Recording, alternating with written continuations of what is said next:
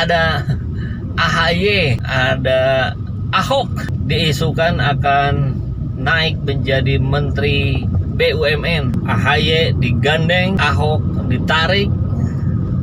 Di situ ada Prabowo. Padahal seperti kita tahu juga kemarin Muhammadiyah sangat keras menolak RUU HIP. Bismillahirrahmanirrahim. Assalamualaikum warahmatullahi wabarakatuh. Setelah isu reshuffle diumumkan langsung oleh Pak Presiden, maka di masyarakat mulai bergaung, mulai beredar nama-nama calon pengganti dan sekaligus calon menteri yang diganti. Nama-nama menteri yang akan diganti tentu kalau mengacu pada apa yang sudah disampaikan oleh Presiden, maka penekanannya memang ada di wilayah keuangan, di bidang keuangan.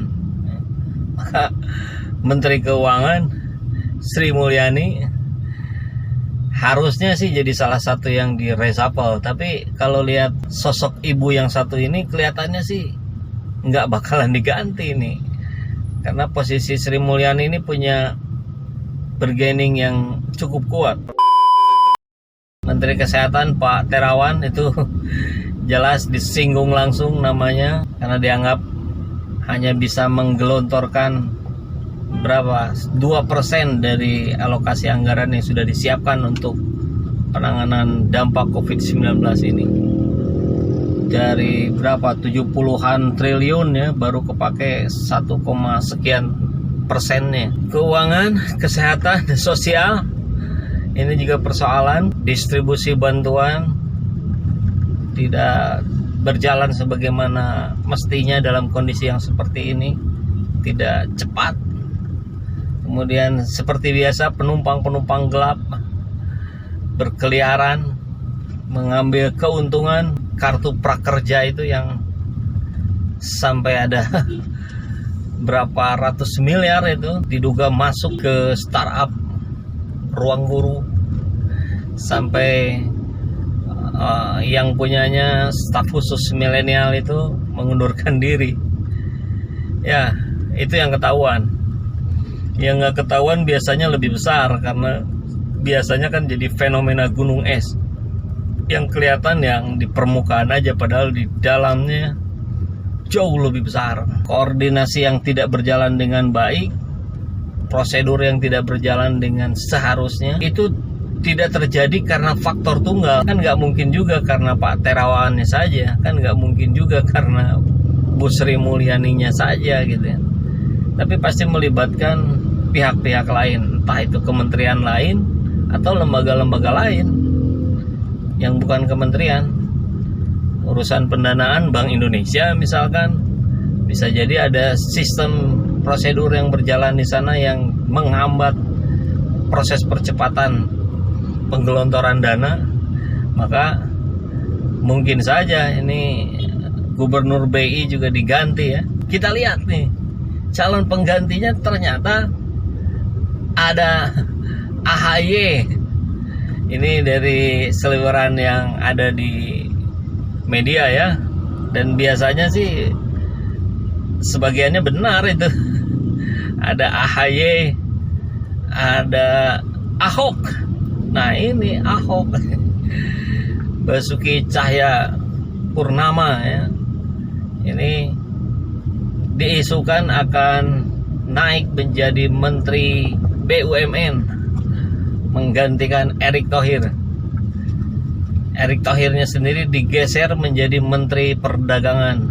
Ahok ini fenomenal memang di negeri ini. Orang yang keras, bicaranya keras, to the point, dan yang jelas tentu kurang berhati-hati dalam menjaga lisannya ya. Ya buktinya kan terpleset kemarin di kasus penistaan agama. Kalau bicara tentang sense of crisisnya bagus, Ahok itu ini mesti dicermati lebih dalam. Tapi yang jelas sense of keindonesiaannya ini yang mayoritas muslim yang justru saya kira tidak dimiliki Ahok. Karena buktinya, faktanya adalah puluhan juta umat muslim sakit hati dengan kata-kata beliau. Puluhan, mungkin sampai ratusan ya. Karena bukan hanya di Indonesia umat muslim yang sakit hati dengan tindakan Ahok itu dulu. Menarik ketika kita lihat bahwa apa yang dilakukan oleh Jokowi ini mengingatkan saya untuk kembali menyimak apa yang dilakukan oleh beliau ketika menggandeng Pak Prabowo Subianto masuk ke dalam jajaran kementeriannya. Saya mencium aroma-aroma seperti itu lagi kan, berarti sekarang AHY kalau jadi masuk, maka Demokrat yang masih abu-abu antara ada di kubunya pemerintah atau di oposisi akan menjadi jelas bahwa Demokrat masuk bergabung ke pemerintahan. Murni tinggal hanya PKS yang sampai kemarin Mardhani Alisera menyatakan bahwa kami tetap oposisi. AHY digandeng, Ahok ditarik. Di situ ada Prabowo. Tentu saya kira barangkali Pak Jokowi berharap negeri ini diselesaikan dengan cara bersama-sama, gotong royong seperti tagline yang sering diusungnya, dan itu menjadi satu sisi kekompakannya mestinya lebih terjaga. Tapi di alam demokrasi ini menjadi makin timpang aja. Kubu penyeimbang, kubu feedbacker akan menjadi sangat sedikit ini di partai-partai, karena murni nanti hanya PKS saja yang menjadi oposisi. Padahal harus ada itu, harus kuat juga mestinya, karena namanya juga penyeimbang ya. Kalau penyeimbang ya tentu harus bisa menyeimbangkan kekuatan yang ada di pemerintahan. Agar apa? Agar terjaga langkah-langkah kebijakan yang diambil pemerintah itu mendapat feedback yang cukup kuat.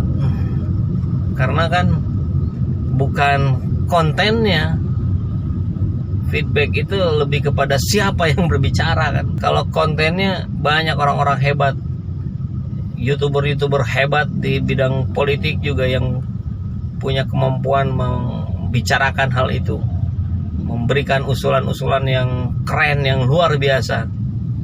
Tapi kalau bukan sebagai partai, memang kekuatannya menjadi tidak terlalu kuat ya, kecuali dia punya masa juga yang sangat besar. Termasuk Ketua PP Muhammadiyah ini yang mau ditarik jadi Menteri Pendidikan. Padahal seperti kita tahu juga, kemarin Muhammadiyah sangat keras menolak RUU HIP. Ini kan rangkulan ala Jokowi lagi nih. Kalau kemarin Muhammadiyah tidak angkat suara, gemanya tidak akan sekuat kemarin. Gimana nih sahabat semua? Setuju? Setujukah Ahok jadi Menteri BUMN atau naik jadi menteri apalah gitu? Saya kira tolakan dari masyarakat akan sangat besar, karena itu situasi yang fenomena yang besar, traumatik untuk umat Islam. Saya kira seorang Ahok, satu orang bisa mengguncang Indonesia, bisa menstimulus puluhan juta manusia, sampai Ahoknya sendiri divonis bersalah di pengadilan dan masuk penjara. Kemudian setelah keluar ditarik menjadi Dirut Pertamina, BUMN besar di negeri ini, dan sekarang ditarik lagi ke atas. Kalau jadi ya, kalau jadi ditarik lagi ke atas jadi menteri.